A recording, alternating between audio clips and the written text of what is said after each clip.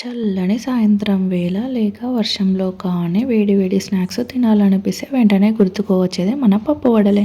క్రిస్పీగా లోపల సాఫ్ట్గా ఉండే ఈ వేడి వేడి బొబ్బర్ల వడలను కేవలం రుచికరంగా కాకుండా ఆయిల్ పీల్చకుండా ఎలా చేయాలో చూసేద్దాం. మరి ప్రాసెస్ చూసేద్దామా? ముందుగా బొబ్బర్లని ఒక 7 to 8 hours మంచిగా నానబెట్టేసుకోవాలి. బొబ్బర్లు అంటాము, మీ సైడ్ ఏమంటారో చెప్పండి. ఇప్పుడు ఒక మిక్సీ జార్ తీసుకొని ఇందులో 5-6 పచ్చిమిర్చి అయితే ఇలా చుంచి అయితే వేసుకో. ఇలా పిండి రుబ్బేటప్పుడు పచ్చిమిర్చి వేసి రుబ్బితే వడలు మంచి రంగులో కనిపిస్తాయి. ఇందులోనే ఒక గుప్పెడు కొత్తిమీర అండ్ కొద్దిగా 2 రెమ్మల కరివేపాకు ఫ్రెష్ది అయితే తీసుకోండి, టేస్ట్ చాలా బాగుంటుంది. ఓ పిడికెడు పుదీనా కూడా వేయండి.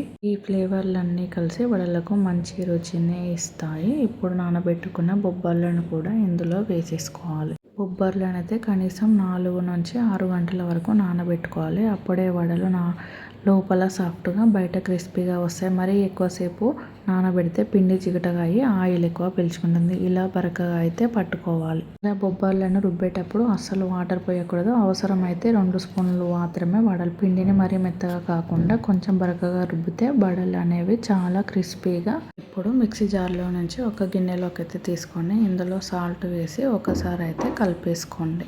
ఇందులోనే ఒక 1/2 స్పూన్ అయితే జీలకర్ర అయితే వేసుకొని మంచిగా కలిపేసుకొని ఇలా ముద్దల్లాగా చేసుకొని వడల్లాగా ఒత్తుకోవడమే.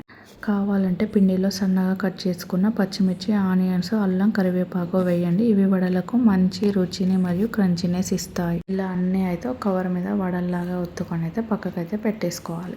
ఈ వడలను అయితే ఇక ఆయిల్లో అయితే వేసుకోవాలి. ఒక్కొక్కటి అయితే ఆయిల్ బాగా కాగిన తర్వాతే వడలు వేయాలి. వడలు వేసిన తర్వాత మంటను మీడియం ఫ్లేమ్లో మార్చుకోండి. ఇప్పుడే లోపలి వరకు బాగా ఉడికి పైన ఎర్రగా వేగుతాయి. వడలను వేయగానే తిప్పుకోకూడదు, లో ఫ్లేమ్లో మాత్రమే కుక్ చేసుకోవాలి. ఎందుకంటే పైన ఎర్రగా అవుతాయి, లోపల పిండి పిండి అలాగే ఉంటుంది. ఒక సైడు కాలాక మరోవైపు అయితే తిప్పుకోవడమే.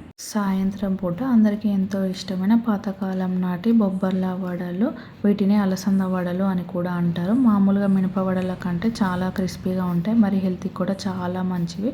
మరి పర్ఫెక్ట్గా ఇలా అయితే చేసుకోండి. ఒకసారి మీరు కూడా ట్రై చేసి కామెంట్ అయితే చేసేయండి. ఇంకా మిగిలినవి కూడా ఇలానే వేసుకోవాలి. నా ఛానల్ని ఫస్ట్ టైం చూస్తున్నట్లయితే ప్లీజ్ సబ్స్క్రైబ్ చేసుకోండి, లైక్ చేయండి, షేర్ చేయండి. మరిన్ని సింపుల్ రెసిపీలకు లిషికాస్ కిచెన్ని సబ్స్క్రైబ్ చేసుకోండి. అలాగే మీరు బొబ్బర్లతో ఇలా వడలు ఎప్పుడైనా ట్రై చేశారా? లేకపోతే ట్రై చేయండి, టేస్ట్ చాలా బాగుంది. ఈ వడలను చికెన్ కర్రీతో తింటే టేస్ట్ అద్భుతంగా ఉంటుంది. అలాగే మీ సైడ్ ఏమంటారో కామెంట్ చేసేయండి. అలసందలు అంటారా, బొబ్బర్లు అంటారా? ఇంకో రెసిపీతో మేము ముందుంటాం. మళ్ళీ మీరు కూడా ట్రై చేసి ఎలా వచ్చిందో చెప్పేసి